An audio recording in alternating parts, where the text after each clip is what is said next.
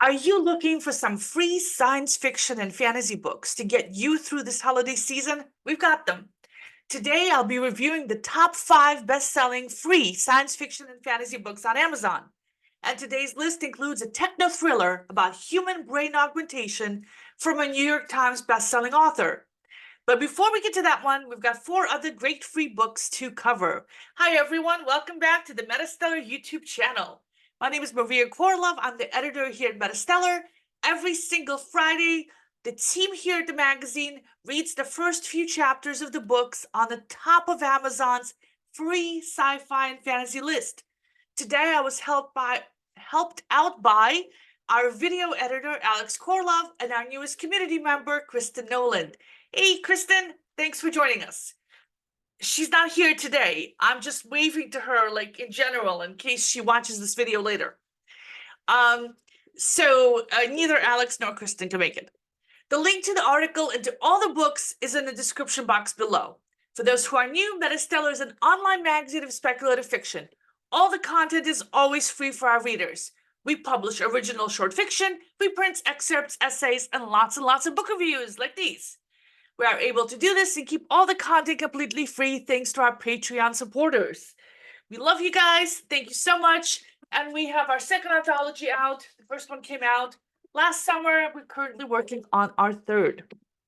And the links to that is going to be in the description box below as well. You can also support us by buying our t-shirts, coffee mugs, and signing up for our Patreon. And we would love to have you. And let's get to the books. Number 5 on today's top free sci-fi and fantasy list is A Happy Christmas, Kayla by Tasia. And I looked it up, and it is pronounced Kaylee, even though it's spelled Ceilidh. Anyway, this is a novella related to the 2-book The Shrouded Isle Cozy Magical Mystery series, which is set in Scotland. The other books are $4 and $5 each, and they're not in Kindle Unlimited, and this is the author's first time on our list. So I haven't read the series this book is related to, so when I got this book on my review list today, I was thinking, well, I do love cozy magical mysteries, and I'm definitely feeling the Christmas spirit right now, so I got high hopes for this book. So the book opens with Becca, who's having dinner with her boyfriend Greg and her 2 daughters. And the chapters in her point of view, told in the first person. I scrolled ahead, and the points of view change, like they often do in a romance novel. So Greg tells Becca not to move because there's a wee man leering at her, and Becca's daughters play along and say they can see it too. Greg throws a dinner roll at it, and he knocks the elf on the shelf off the shelf because it's an elf on the shelf. It's not an actual little magical creature. Apparently, Greg is new to the whole American Christmas traditional thing. He also speaks in a Scottish dialect, which can make it a little bit difficult to read. And he's something called a keeper of the forest, which means he can see fairy folk and return any escaped ones back to their homes in a forest. Before this book started, Becca fell in love with him and decided to stay with him on the island where he lives. And I'm guessing this took place in one of the previous books in the series. Anyway, holiday family hijinks ensue, and Becca and Greg use the elf on the shelf to play a prank on the 2 girls. And instead, they're the ones who end up getting pranked. The elf is moving around seemingly on its own and hiding things. The question is, who's the prankster? The girls, the toy elf itself, or something or someone else? So one morning, the elf is inside an unopened cereal box. So maybe some magic is involved. And Becca and Greg stay up all night to try to find out who's been moving the elf. So the stakes are not particularly high in this story. It's very cute. It's a fun family kind of read, and I'll probably finish it tonight because it's kind of a short book. And did I mention that it's free? Oh, yes, I did. I think I also said that the other 2 books are not in Kindle Unlimited. Kindle Unlimited is where you pay $12 a month and you read all the Amazon ebooks you want, as long as they're in the Kindle Unlimited plan. All right, so by the Pact by Joanna Maciejewska. is book number 4 on today's list. The first of 4 books in the Pacts, Arcane, and Otherwise epic fantasy series. The other books are $4 each and are also not in Kindle Unlimited. Kristen Nolan read this for us, and she says the book is about Chimera, an arcanist who made a demon pact to get magical powers. And then she finds a demon trapped in the crystal, and the demon Varanish, I guess this is a different demon, and he breaks the demon pact she made long ago, and he forces her to either die or live and help him escape, and she agrees to help the demon. Then we switch to Rael, who survived the war between the demons and the rulers of his country. And there's a traitor within the inner circle, and he's looking for the traitor. Then we meet Prince Ali, who is on a royal ship with his mother, the queen, and he suspects an advisor of not having the country's best interests in mind, while his mother completely trusts this advisor. So Kristen says that Chimera is a spunky, logical character, and she bonded with her easily. She also has a friend and protector who seems pretty kind and strong. And Kristen says she has respect for Rael, who's a planner and who wants to have all the information before he acts. And she's not really sure about this Prince Ceilidh. His scene was short, but she got the feeling that he's smart, even though he acts like a spoiled child sometimes. She says there's a lot of characters to keep track of in the book, so it sounds like your standard epic fantasy.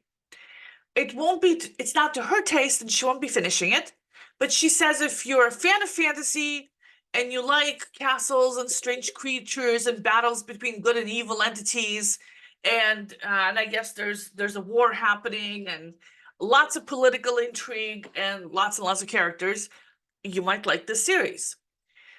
Okay, now on to something a little bit lighter again. Time Visitor by Elyse Douglas, a standalone novel of time travel romance. But if you like this book, the author has many other highly rated time travel romance books on Amazon, all of which are in Kindle Unlimited. And this is the author's first time on our Free Friday list, and I'm the one who read this one. So, disclaimer, I'm not usually a fan of romance. I prefer violence and mayhem. But I do have a soft spot in my normally cold heart for Diana Gabaldon's Outlander series. So I'm thinking maybe this is going to be like that. So this book starts in 1944 with Paul, a Navy pilot. He's getting into his dive bomber to head up a training mission, and he's a war hero. He flew at Midway, and he was wounded, so he's a flight instructor. And World War II is still on. It's 1944. So he's leading 4 other planes east off the Florida coast, and they see a strange oval-shaped cloud. He's never seen anything like it before. He decides to fly over it, and he and his other planes in a formation ascend, and the cloud rises up to meet them. All their compasses start to spin wildly, and soon the planes are low on fuel. Nobody knows where they are. There's a lot of radio traffic between the pilots and the Fort Lauderdale Tower. A rescue ship is on its way to the last known location, but then a spiraling tunnel of purple light sucks in Paul's plane. Then in the next chapter, we switch to the year 2005 in Ohio. Gretchen is having dinner with a friend. A year exactly since her husband and small daughter died in a car accident. This friend is an older man who's really in love with her, and he's also her real estate agent. And he tells her that he loves her, and she tells him that she plans to sell her house and move back to New York. He begs her to stay, but she really wants to go. She wants to get away from her memories and go back to the place where most of her friends are. That night, she's at home when her phone rings. She picks it up, and she hears the pilot's last radio transmission that got Paul, the one from decades ago. It creeps her out, and she hangs up. The phone rings again, so she turns it off. Then she hears an airplane flying over her house. It flies past, and then comes back again louder, and she can hear the engine sputtering. She looks outside, and the plane lands in the field on her yard. Then we switch back to Paul's point of view. He's trying to land in the field. He's barely able to make it before the engine dies. He's completely out of fuel. Then we switch back to Gretchen. She runs out to this vintage plane and talks to Paul. He asks her to call the Navy for him. He's bleeding. So she decides to help him out of the cockpit and take him back to her house, then make the call. And she thinks that he's really, really confused about this because he had this accident. She does not call 911. I mean, I know it was 2005, it was a few years ago, but they had 911. I mean, everybody knows about concussions, right? He's bleeding, his legs hurt. Why isn't she calling 911? Anyway, he's really confused. He doesn't know where he is. He keeps trying to get her to call somebody for him. Instead, she cleans his head wound on her own. She's not a doctor, she's an architect. So she cleans his head wound, and he falls asleep without making that phone call that he wanted to make. All right, so I don't think you're supposed to let people sleep if they have a concussion. But anyway, it's morning, and she texts a friend of hers who's a doctor and asks the friend to come over. Doesn't tell her any details. Doesn't explain why she can't tell her any details. The friend arrives, and she explains what happened, and instead of immediately calling for an ambulance, the doctor friend sits down to have a nice leisurely breakfast, and then finally takes a look at Paul. Paul wants to phone a phone. He wants to call somebody, but the number he knows doesn't even have an area code. He doesn't even know what an area code is. And then he tells the doctor that he was born in 1916 and he's 28 years old. So the doctor thinks he might have a concussion and he's got some bruising and he really should go to a hospital. He needs a CT scan and a complete psychiatric workup. Then she leaves. She doesn't make sure he gets to the hospital. She just goes on her way. And instead of taking Paul straight to the hospital, Gretchen feeds him breakfast, gets him a change of clothes. They chat, they talk about stuff. Paul is freaking out about everything, the cell phones, the date, the location. He doesn't believe it's the future. He thinks it's some kind of weird psychological operation. So she drives him around town. Instead of driving him to the hospital, she drives him to a park. They stop and chat again.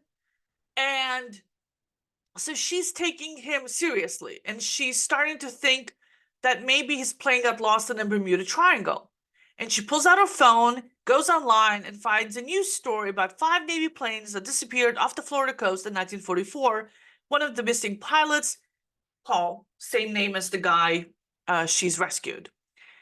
And if I was her, I'm thinking, wow, this guy is really manipulative and insane. He thinks he's this guy who disappeared in Bermuda Triangle. I really should be getting him to a hospital right now. But no, she takes him back to her house. They're hanging out. And they've come up with a plan to tell people he's in an air show and just got lost. Why isn't she calling the Navy for him? It would be super easy for them to confirm his identity. His plane's right there. He'd get medical treatment, maybe a pension. All the scientists in the world would try to figure out what's happening. Gretchen's doctor friend wants her to contact the military, but Gretchen decides to keep Paul a secret. And Paul decides he doesn't want to call the Navy either. Why? I'm getting really frustrated with these people. So I understand that if Gretchen called 911 the minute she saw the plane coming down, we wouldn't have a romance story, would we? So we kind of need a suspension of disbelief there if you want to have a romance. So there's my problem. I don't want a romance. I don't care about Gretchen. I care about all those poor scientists who are missing out on the opportunity to research what happened to Paul. I mean, think of it. It's a chance of a lifetime.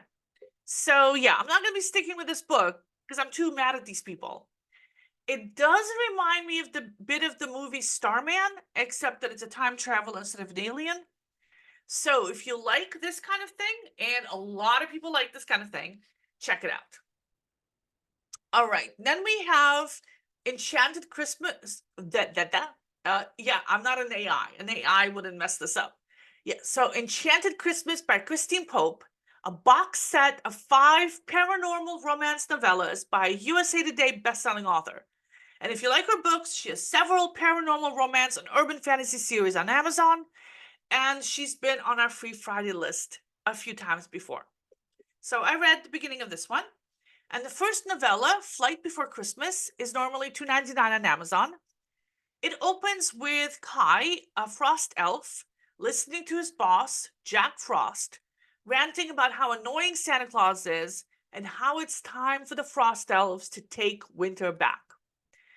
So Kai, the frost elf, is also pretty annoyed. He's annoyed about having to carry out Jack Frost's every whim, and he's annoyed about this stupid obsession with Santa Claus.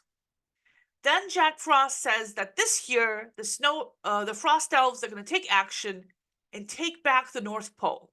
It's not just bluster anymore. Kai realizes that Jack Frost needs to be stopped, but instead he's assigned to the strike team. The plan is to capture Santa Claus so that he can't deliver presents, and take the reindeer hostage so that Santa's elves can't deliver presents either. And Kai's forced to go along with the plan because if he doesn't, Jack Frost will turn him into an ice statue and then shatter the ice statue with an axe. And then when Jack Frost and his frost elves invade the North Pole, Santa goes without a fight. And what can Kai do? So he's going to need a lot of help if he's going to take on Jack Frost. The other frost elves wouldn't even dare help him. His only option is to go to the human world and find a witch. So I like the story so far. I think it would make a great Christmas movie too. I could definitely see myself finishing this, and I love the writing style. It feels a bit like a children's book kind of story. So now her other books are for like grown-ups. So I don't know where this particular novella is going to go. All right, before we go on to book number 1, I want to thank our Patreon supporters.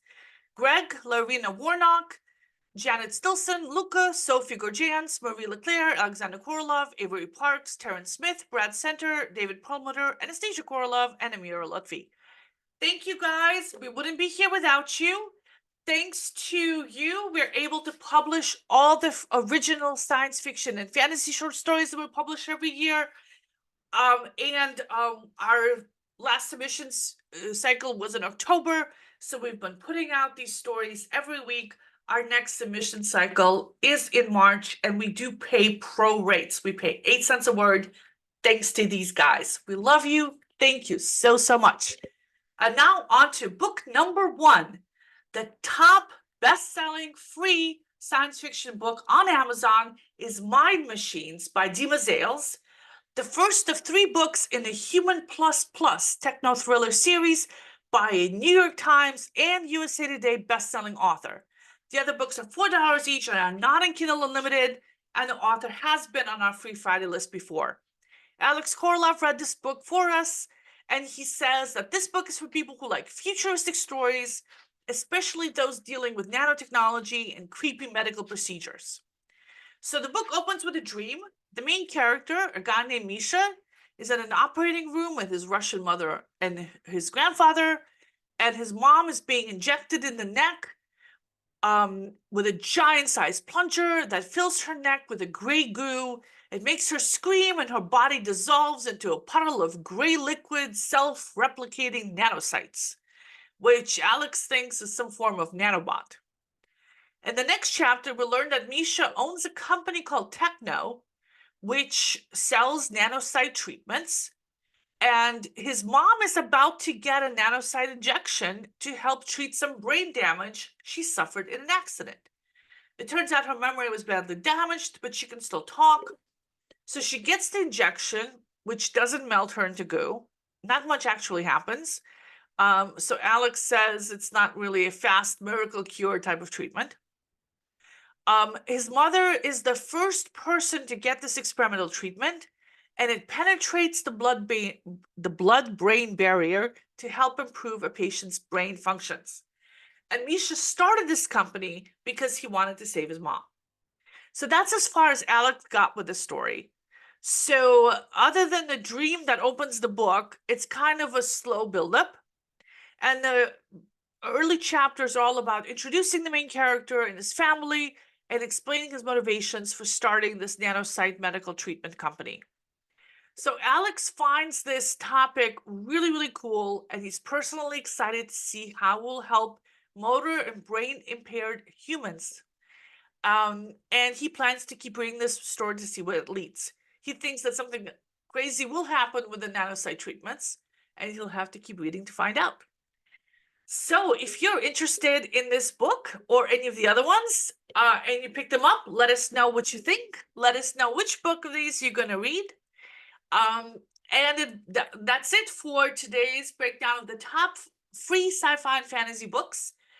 And don't forget to like and subscribe to our channel if you want more content like this. Plus, we have a newsletter that goes out every single Friday afternoon. If you don't want to miss any of the short stories we publish every week, or our weekly writing advice roundup, or these free Friday reviews. See you next Friday. Bye-bye, everybody.